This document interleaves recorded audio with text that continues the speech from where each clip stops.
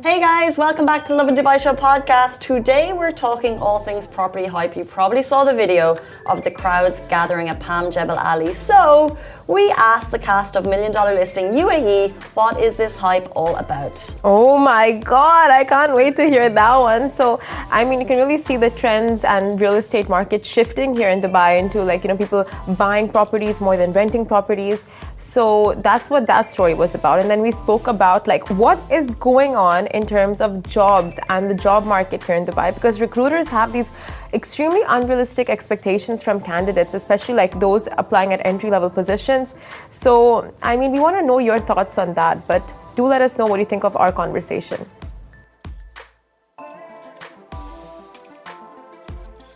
Good morning, Dubai. Welcome back to the Lovin Dubai Show, where we go through the top trending stories that everyone across the country is talking about. Sold out. Crowds at the launch of Palm Jebel Ali yesterday. Is this hype real? Oh my God, we saw the videos on socials yesterday. It's there on our Instagram page and other socials. It's insane. It's insane just seeing that massive crowd. We'll also be talking about unrealistic job expectations that some HR managers and recruiters have from candidates. Then, one of my favorite stories this week, a Facebook community managed to rescue a doggy and Richie is now in safe hands.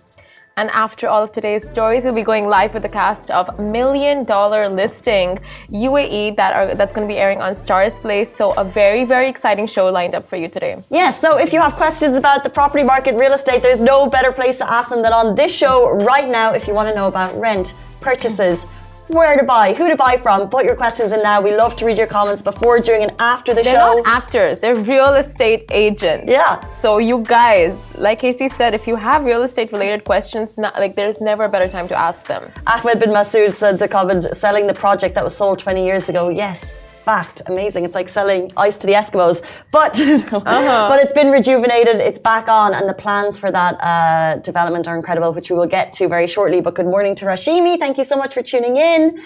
She says Om Ganeshaya, so it's like Ganesh Chaturthi in the community right now and other festivals, because we have a whole range of festivals. So happy Ganesh Chaturthi to you.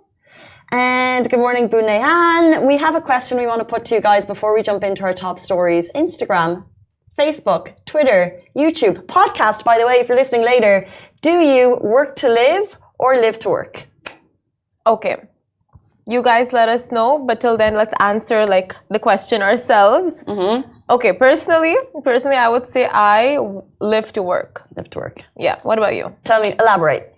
So I did I did a brainstorm before we went live, and I'm live to work. What are some things that come along with that, and work to live. So work to live comes with living, of course, friends, family, quality time, vacations. So you're basically earning to live your life. And the other one is you're living to earn, you're living for your career, you're living for your aspirations. So with that comes ambition. It gives you a sense of purpose, you're living for your dreams. So all of that comes in that bracket. Yes, good point. Yeah. Because a couple of the good answers, we've gotten through most of the answers, by the way, on Instagram when Sheer posted the question yesterday, said work to live, friends, family and money. Mm-hmm. And my initial answer is definitely work to live, because it's why would I want to, why does my career take everything? But then, guys, I found a crazy stat yesterday. We spend 90,000 of our adult life, 90,000 hours of our adult life working.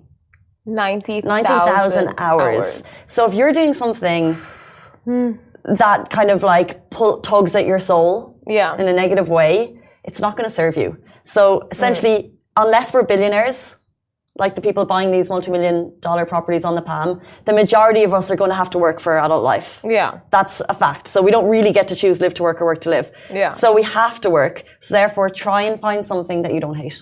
Exactly. Basically, at the end of the day, something you don't hate. That's so true, but it's so much easier said than done, right? As much as, for example, someone who studied medicine their whole life, right? You don't know their circumstances, whether they were pushed into it, whether that was something they initially wanted, but then later they wanted to get into, maybe becoming an actor. and it's just not happening for them. And vice versa as well. Like you try to pursue your passion. So many people go into like acting, wanting to become an actor. It never works out for them, but they're not able, and now they're not able to pay the bills. True, but I don't mean like, I don't think a lot of us don't even know what our passion is that could pay the bills. Yeah.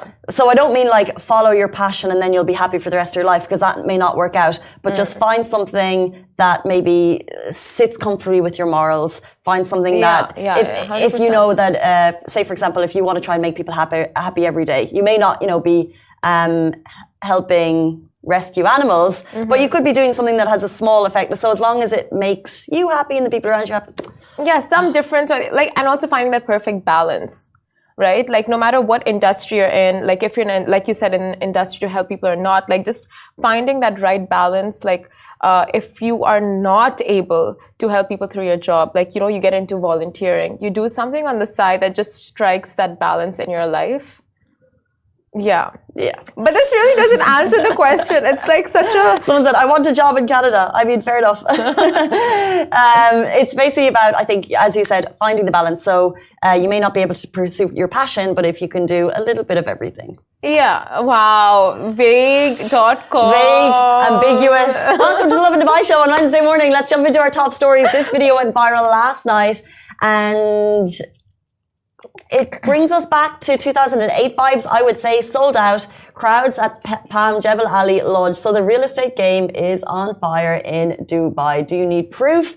Huge crowds gathered yesterday outside the Nakheel Sales Centre, starting on Wednesday, but actually apparently some of them had been there all night. They were there for the launch of Nakheel's Palm Jebel Ali Villa project.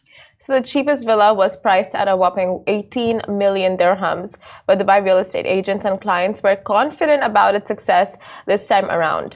So the Palm Jebel Ali project has been put back into action after a long season of doubt. So after its initial reveal back in 2008, the project came to a halt in 2009 following the global financial crisis. But all is not lost. We are now in 2023, and the ruler of Dubai, His Highness Sheikh Mohammed bin Rashid Al Maktoum, Vice President and Prime Minister of the UAE and ruler of Dubai, he renewed public interest for this project when a major relaunch was announced a couple of months back.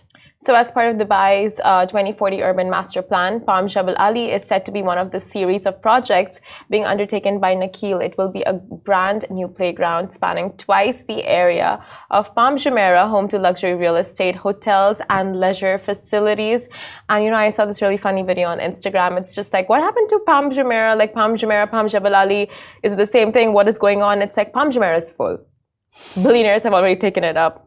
It's got Atlantis, it's got this, it's got that. It's like there is no more space. Now we move on to Palm Jebel Ali, another playground for billionaires, millionaires, and luxury living, like you said. Exactly, because I think one of the trends in property right now is for the people with a lot of money to spend is waterfront living. And although we're on the coast, actually to get these kind of premium homes in front of the water, there isn't that much space. And as you said, Palm villas are full, the space is taken. So why not move out to the other Palm that's there? Now, it's going to take a couple of years to complete. And what's cool is that we have real estate experts joining us on the show very shortly. So we will definitely be talking to them about this trend. But what was wild, I think, for all of us is, as we said, the cheapest home there, 18 million dirham. And there were people camping out to make sure that they did not miss the boat on getting the initial price in. Because as you would expect, the people that are expecting to pay in this, they're either going to maybe wait 2 years, sell it off even before it's made, or they're really foreseeing that the prices are going to continue to rise. But the queues were absolutely insane. Like the amount of people that are really so interested in like properties, and I don't know, like that video really shows like a major shift in, I think, mindsets as of late, into like people are more keen and looking into buying homes instead of just renting. And that trend is like really seeing a shift. People are continuing to bet on Dubai. Yeah. Let's jump into our next story for the people who are here. Here's a problem for job hunters. So, a HR manager in Dubai is calling out recruiters for posting job ads that set unrealistic expectations. So, in the fast-paced world of job hunting, we've all encountered it. Those job postings that seem to demand the impossible. So, Ahmed Hassan, an HR manager here in Dubai, took a bold step by calling out HR managers and recruiters for posting job ads that set unrealistic expectations, especially for entry-level positions. And Ahmed's post shared on LinkedIn struck a chord with many. So users resonated with his frustration and even pointed fingers at companies that offered low salaries while demanding years of experience from applicants. So it's a narrative that has become all too familiar, and it's high time for a change. Before we continue with the story, I just have a question. You know, when a landlord puts out a price for his or her home on Bayt, let's say they put it at 100K. It's only worth 60. So they're kind of just hoping, you know. So it's like these managers are like putting out unrealistic expectations. But yeah, it's when they ask for 5 years experience for an entry level position, you're thinking, who on earth is gonna take an entry level position for 5 years experience? 5 years of experience for a 6,000 dirham salary. You know, it's just like it doesn't correspond. So we've all seen these memes portraying companies in search of 20 to 20-something 5-year-olds, which is obviously highly illegal to suggest age range, perhaps, but not too far from the truth. One user highlighted the need for recruiters to shift their focus from rigid requirements to finding the right fit for the job. Ahmed's call to action reminds us that the recruitment culture needs a makeover. 100%, and users have commented that it's about time that recruiters look beyond the confines of traditional hiring norms and recognize that potential often outshines experience. The general consensus was to champion a shift towards recognizing and nurturing potential. After all, isn't the potential and attitude of a candidate that often defines their success on the job rather than the checklist of qualifications? That's the question we throw at you. But even if you go on Instagram where we shared this post, like a lot of people are just in agreement. It happens very seldom, you know, when everyone is on one page about a topic. And this one happens to be that topic. Well, because I think the job market has become, like with everything in the city, more competitive with such a big influx of people coming to the city. Yeah. It's not just people in Dubai who are looking for this job. It's people from all around the world that are applying for these jobs. And maybe then therefore the unfairness on the job manager side is that's what they're trying to get away with, because maybe nearly they can. Not that it's fair, but that's what they're trying to do. I mean, see, a lot of practices are things that, like, you know, with time, they become the norm. But just because it happens doesn't mean it's right. In terms of, like, especially this particular thing, you know, asking for this many years of experience.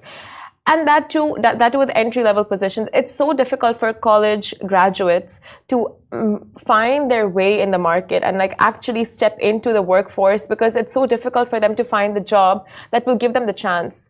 And that too with like no prior experience, maybe 1 or 2 internships. And that even adds the pressure of like going and seeking for jobs while you're studying. And, you know, like that, just the pressure is so much now for these, you know, for the new generation. And then what happens is it leads people to not essentially taking their dream job. So it's kind of like, okay, well, I'm going to have to do this for a period, get experience here, and then ultimately find my way into the industry that I want to get in, because it's so tricky and it's so competitive. Exactly. And this goes back to our question at the very beginning of the show: work to live, live to work. And it's just like it's just a circle. We're in a matrix. But the thing about these job listings is they're not regulated. You know, this is a company saying, what would I like? You know, it's like, I want this young graduate entry-level position, and I want them to be able to do ChatGPT, this, you know, CEO level stuff, because that's just someone thinking, this is exactly what I need in my company. Yeah. I'm only going to give one salary. They're not regulated. No one's actually monitoring them. But every now and then, someone calls it out. In this case, every now and then, we've seen, in some cases, now it doesn't happen as much anymore, but they'd be asking for specific genders, specific age ranges. And you're thinking, well, that's not okay. You know, like, the job should be open to all. But it always takes the one person to call out that behavior to make sure that it stays regulated for a while. But essentially, there is no regulator for LinkedIn posts, as far as I'm aware. Maybe LinkedIn does it, but it's usually not really needed. It's a professional platform. But every now and then, the public does the regulation. As we move on to our next story, which we have to do a massive shout out to you, the community of the Dubai. You saved this doggy. More power to you.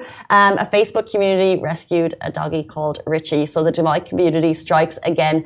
Earlier this week, they posted a message asking for help and advice on next steps on what to do and how to help this dog. Although winter is approaching in Dubai, the temperatures are still high, and a member of a Facebook community group shared pictures of a dog who was left on a balcony unattended, door closed for a long period of time. So help was quick to arrive as a lady from the community was able to retrieve the dog in a few hours. The little guy was rushed to the vet for some much needed immediate care. The vet has now reported that the dog is being well looked after. We were seeing the dog being groomed and fed water and food. So thank God for this woman who, you know, just so quickly acted on this and called the vet and messaged us with the videos and pictures to alert the community about the story. And it's not the first time, and it keeps happening with these, you know, like these helpless little animals that you have decided you want to keep in your house, you want in your life, and now you're treating them like this. It is just appalling behavior that is not at all acceptable. Well, the thing is, obviously 100% I agree with you, but when you see an animal on a balcony, we don't know what's going on, right? Yeah. But in this case, Richie, by the way, massive shout out to Pet First Vet, because they brought Richie in, gave him food, said he could play with any toys he wanted, and like really took care of him. But the difference between after the grooming, you know, Richie hadn't been groomed in quite a long time, and the hair was awry, so he clearly wasn't getting, I think, the attention that they needed. You know, imagine if I didn't, you know, groom my hair for crazy. But Richie, it looked like from, you know, his physique, he wasn't getting the attention that he required. So massive shout out to Pet First Vet for doing that.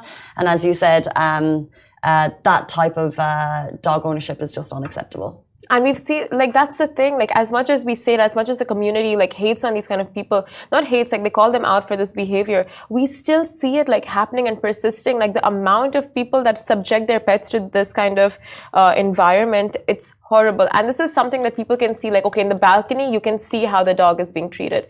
But, like, imagine inside homes, like, it can be so much worse for some pets, like, you know, just being locked away in cages, not being let out for hours, no walks, no care. Like some owners, like, why even take on that responsibility if you're not able to handle it? Yeah, and then we know on one side there's that, and then there's also an incredible community of people in Dubai, Dogs in Dubai Facebook page, who just look after their animals so well, as of course they're one of their family.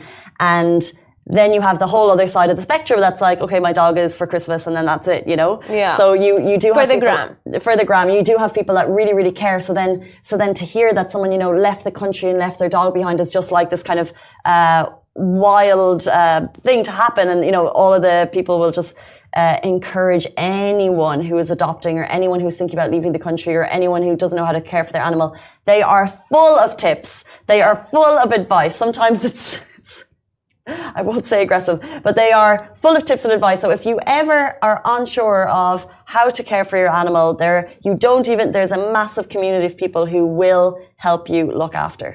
100%. And the way you treat your pets really says a lot about you, the kind of person you are. And well, yeah, we'll leave it at that. Guys, it's 8:47 and we are about to be joined by the cast of $1 Million Listing UAE. If you have any questions about property in Dubai, real estate, these are the guys to ask. We cannot wait to have them on the show after this very short break. Hey guys, welcome back to the Lovin Dubai show. Everyone's talking real estate, and today we are joined by the cast of one of the most highly anticipated reality shows. This series brings Dubai real estate at the forefront with a side of glitz and glam and of course the drama. Welcome Bay and Zay from $1 Million Listing. Bay, oh my days. I'm going to start that all over again. Welcome Ben and Zay from $1 Million Listing UAE, which is available to watch exclusively on StarPlay. Sorry about that. Welcome to the show. Okay. Thank you for having us. Thanks for having us. Not at all. How are you doing this morning? Good. I mean, I'm in a bit of an adrenaline rush. I mean, so much is happening right now in the market. So it's been very little sleep, lots of work. But yeah, the show's been amazing. It's been incredible. Big moment for the market, big moment for the show. It just launched. Tell us a little bit, what's it about? $1 million listing UAE is a real estate reality show. It's about 5 prominent real estate brokers wheeling and dealing, selling some of the best properties in the UAE, Dubai and Abu Dhabi. Speaking of best properties in the UAE, you have to have seen the video that went viral yesterday. Nikhil is launching. Is this a bubble? Is this a moment in time? And you've worked 20 years in the industry. Yes. What are we seeing at the moment? I mean, it's expected. I mean, the entire world is coming here. After post-COVID, I mean, the leadership did such a great job. And I mean, Dubai, Abu Dhabi is just booming. Everybody from Canada, US, all of Europe, all over the world, they're just flocking and they're coming here. So should we be betting on Dubai? Absolutely. I mean, I think people have this misconception right now that this is a bubble, and people said this a year ago. And I told all my investors a year ago, this is going to continue to rise, not to see it as just a temporary, boom. And a year later, they said, right, the market obviously hasn't come down. It's still rising. And this is what market trends do all around the world. They go up and they come down. And, for 7 years it was going down. And right now we're still, in my view, at the very start of that wave. People are comparing today to 2008, which is ridiculous. It's a very different time. People are uplifting their whole life and family, and they're moving to Dubai because they are valuing and recognizing the safety, the security for their family, for their children, the opportunities that's to have here, but also, the lifestyle. And it's not just, a few people. We're talking thousands of people moving from everywhere. Paris happened with all those attacks. Everyone moved over from Paris. All my clients became, French clients are booming and, filling up the city. I mean, it's definitely, you can see it, you can feel it in the roads on your commute to work. Yeah. Dubai is busier than ever. The traffic has been insane. Absolutely. Reminds me of 2008, 2009. I mean, you have to sit in the car for an hour to get from point A to point B, which is a good thing. Yeah. Which is a good thing. So Dubai is busier than ever. All eyes are on Dubai. But what are people really interested in? And you guys are on a show called $1 Million Listing UAE, where it shows us behind the scenes of the most amazing properties in Dubai and Abu Dhabi. How do you get involved in a show like this? Well, me personally, honestly, I say it again and again, but for me, it was just so surreal. I didn't even think that I was going to be even shortlisted. I think what happened with my personal experience was I was super, super authentic. I was very true to myself. I was very much a rookie broker when I started applying for the show. Somebody reached out to me out of the blue saying, we're inviting you to apply. Would you be interested? I didn't know I was up against thousands of brokers. Yeah. I just kind of did it thinking it will be fun to kind of do it, see where it goes, and just to say, oh, I applied for that. But I never expected to be shortlisted and then actually finalized for the cast. Yeah. So this was like 2 years ago. So were you working as a broker at that time? Rookie, just kind of joining the market? Super rookie. I mean, she's an actor, actually. I'm paid to be here. No, I'm joking. But everyone, just to clear the record, everyone's a real estate broker. Everyone's licensed, registered. You can search for years. Yeah. And your journey to the show? Yeah, so I have an interesting story, actually. So I was introduced to the show over a decade ago by one of the executive producers, Jennifer Sabri, and I fell in love with the show. I loved it. Biggest fan ever. And so I started watching it, and I'm like, why is this show not here in Dubai? And I'm like, we have the best properties in the world. We have a lot of drama between the real estate brokers. So much politics. Right? Yeah. And I'm like, this show would actually do really well here. So I actually went after the show. And 6 years in the making, about 3.5 years of rejection, running into brick walls.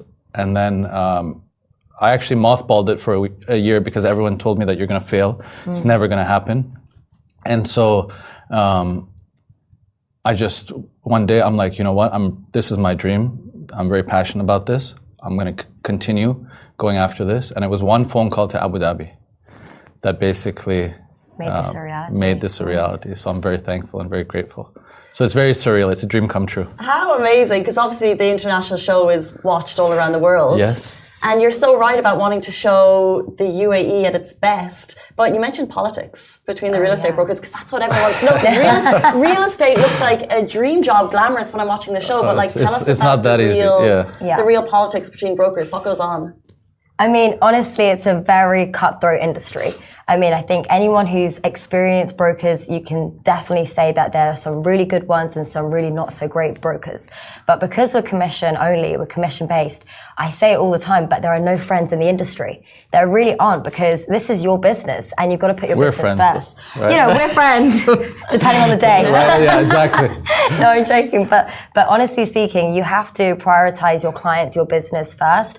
And when it is commission only, people do get very uppity about things, and it can get very, very competitive where, you might think that listing is yours, somebody comes and takes it. But this is the nature of this job. If you don't act quickly and you're not actually knowledgeable, then you will get left behind. And I think that if you look at all the successful brokers in this industry, they all have things in common. They're very knowledgeable about the community, and they are very, very proactive brokers, but also they're very resilient. They will go after what they want. They aren't scared to speak their mind, and I think they recognize that their value is to guide their clients and add expertise, not just to push things. Because I think a lot of brokers, they'll just push any product, whereas my view is I only push products and inventory and properties that I truly believe in, and I recognize the value and I can see the capital appreciation. So you've got to really, there's politics in any office. I've worked at 4 different companies, and I can tell you now, whether it's a big company, small company, there's politics everywhere you go. Yeah. And that's because as realtors, we are bullish people. We are loud. We're salespeople. We love to talk. You speak to any real estate broker, you can ask them any time of the year, is the market great? Yes, it's great. You could ask them in the middle of COVID, is the market great? Yes, it's great. That's why I asked about the hype bubble, because there's so many positive stories, but all the stories come directly from the real estate brokers. Yes, yeah. Absolutely. No, it's, also, I think you have to be very honest. I think integrity, like Ben builds his brand on integrity. And I think that's such an important thing, is you can see straight away a broker's integrity, first impressions. Yeah. So yeah. Thank you. And do you think the show accurately represents the real estate market in the UAE? So the politics, the drama, and the people who are coming to buy the homes? I believe so, yeah. I mean, this market is very dynamic. You have different, I think over 200 plus nationalities working here with different backgrounds. You've got many buyers and sellers from all over the world. And like Zay said, it is a cutthroat industry. There's a lot of politics. There's a lot of drama between the agents. And you'll see that on the show. Like, the show is a good reflection. Right. Yeah. Give us a little BTS of those moments. So like the good, the bad, and the ugly. We're all friends here. Yeah. So Riyadh and I were friends for the last 15 years. We're good friends. But then when we're competing for properties and listings, it's all about the competition. It's whoever's the best broker, whoever's the best man, gets the listing, right? Yeah. Whoever works the hardest and basically outperforms the other basically sells the property. So like they said, there's no friendship, right? There's no friends in the industry. It's all about competition. And at the end of the day, we're here to make money, right? And just to give you an insight, a lot of people, I just want to clear something up today. None of it is scripted. That was my next question. Right. Yes. I just want to, so BTS, snippet, insight, there is not a single script. I am terrible at memorizing lines, so that would not even work for me. But as in, it is not scripted. Everything you see is very raw. The cameras roll and we just interact. Absolutely. And all the property transactions are real and registered. So people are obviously second guessing and doubting and saying that this is all scripted and all the deals are fake. No. Every single deal is a real deal on the show. Even moments when, I would say a very, thick-skinned person. There are some moments where I'm very vulnerable on camera, and that's all real me. That's the real side of me. And I think people need to see the human side of brokers, because a lot of times, your clients will just see you as a robot. You're working 24/7, you're answering calls at crazy hours.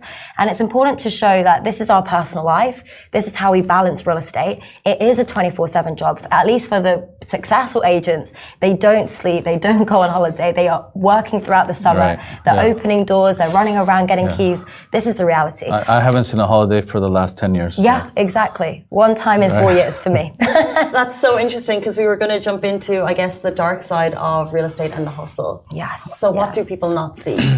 So I think one thing they don't see is people will be like, oh wow, you closed a commission, that's crazy money, like that's more money than people earn in a year, like do you warrant that commission? And what I say to them, I see it in group chats and pages and Facebook pages, and I say to them that, listen, one deal might have happened this month, but I had to have 20 deals fall through to get this one deal. I've had to farm, get the listing, go around, get the photos. I had to do 25 viewings for one person to take it. And then the other listings I have, I've done so many viewings and none of them took them, and someone else sold them. So you've got to balance it out as like, yes, the glamorous side of it is great. The fast cars, the great houses, the big money. Not to mention all the competition. Of course. And the brokers basically going behind your back and talking to the sellers and basically, just telling them, don't sell the property with that broker. I can get you a higher price.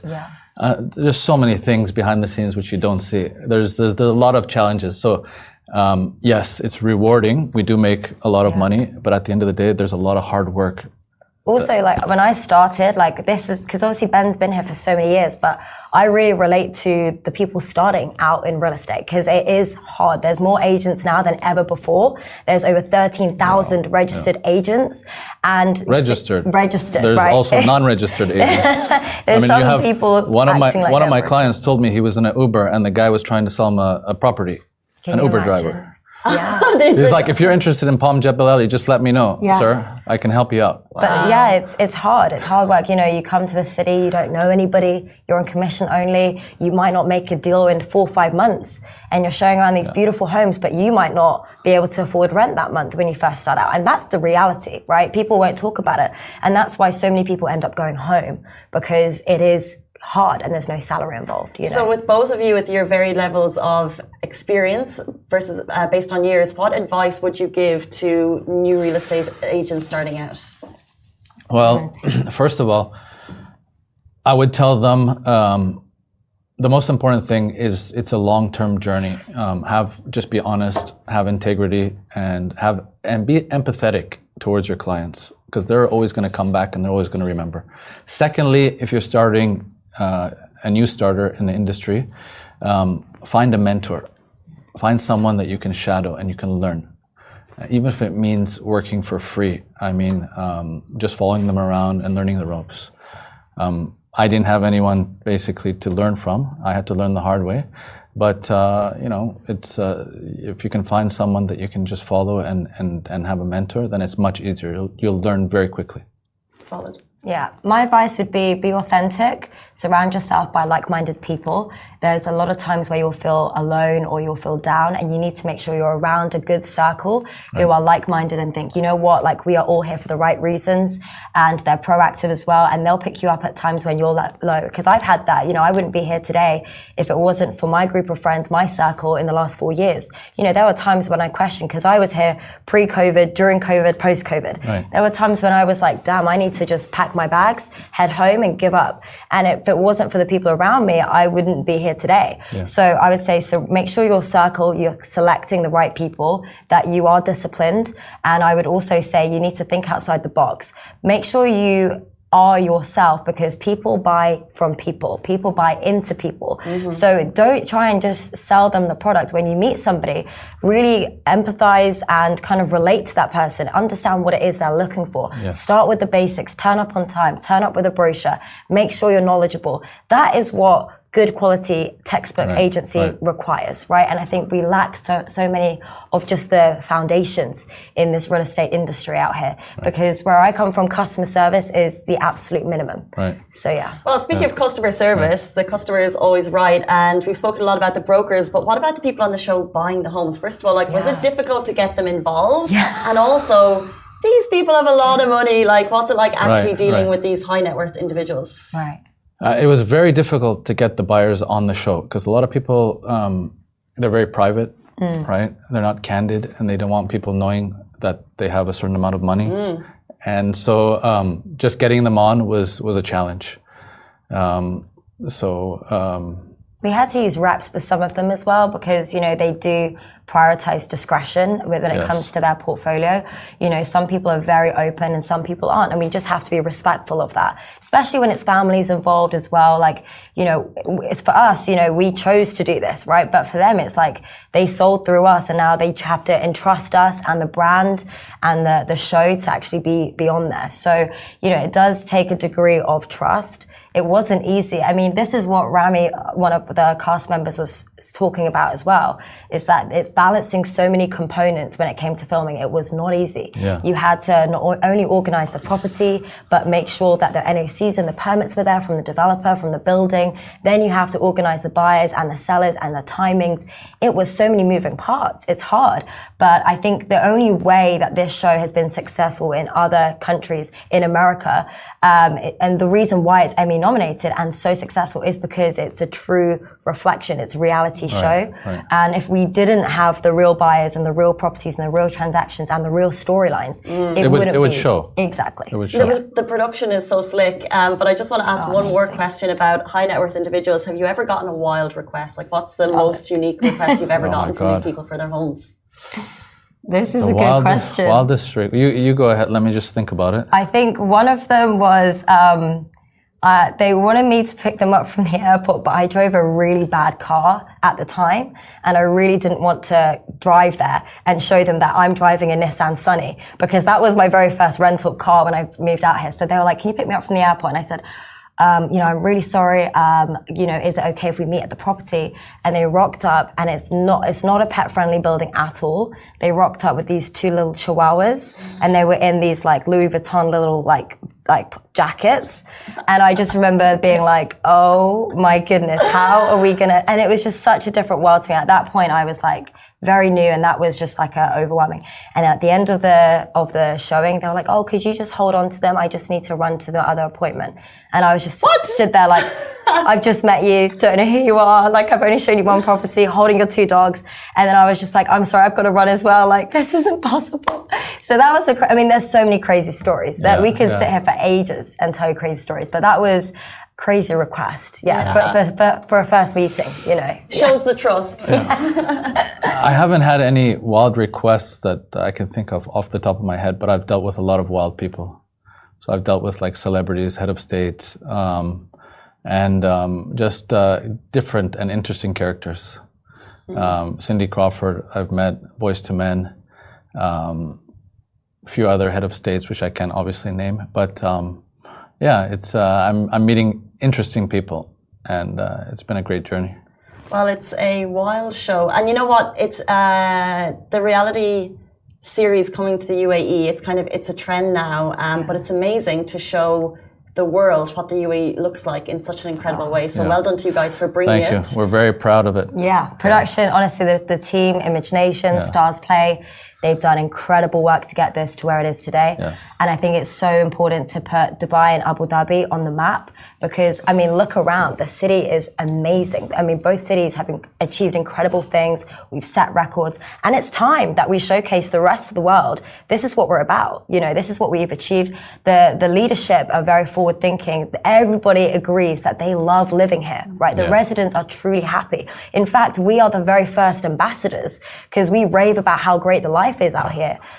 So I think it's great now we can share that with the rest of the world. Absolutely. $1 million listing, UAE, drama, beautiful homes. What more could you want in a TV show, guys? Where can people watch it? It's exclusively on Stars Play. It is the #1 show. We've set records. Within 24 hours, we were #1. Amazing, so we're guys. extremely proud of that. So yes. Cool. The hype is real in the property market, that is for sure. Exclusively on Stars Play. Download it now. It's available across the region. Guys, thank you so much for joining us. Can I just quickly thank Stars Play, Image Nation, our sponsors, Aldar and Innovate Living. Absolutely. Yes. And thank you for having us. Not at all, guys. Thank you. And thank you for bringing the show to the UAE. Guys, that is it for us on the Lovin Dubai show. We're back with you tomorrow morning, same time, same place. Goodbye from me. Bye. Bye-bye.